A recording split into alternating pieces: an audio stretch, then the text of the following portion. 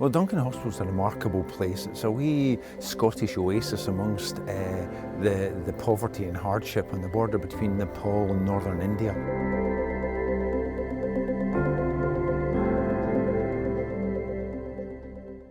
I really heard about Duncan as a child. I got to hear vague stories from the Duncan through friends of our family.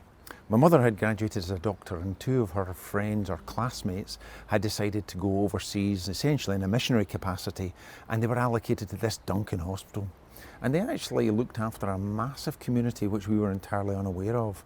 But about 5 million southern Nepalese without health care and 6 million from Northern Bihar. So twice Scotland's population being managed by this little Duncan Hospital set up by a GP from Edinburgh. The first time I visited Duncan was in 2011. What struck me particularly was the maternity unit, very young mothers with babies, and the work that the nurses were doing. But it was the care and the warmth that really struck me. They say that once you get to the Duncan, you can leave the Duncan, but the Duncan never leaves you.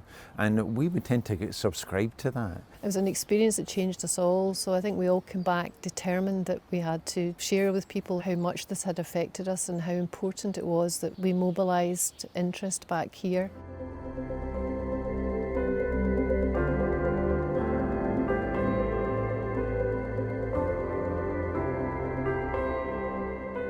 We now have a special care baby unit that they couldn't provide before, and this means simple things such as phototherapy, where children would have died of jaundice. These children can be treated within the phototherapy unit in these intensive care facilities, and the staff have now been trained up appropriately to support these facilities. So we've another level of care, especially for young mothers and children.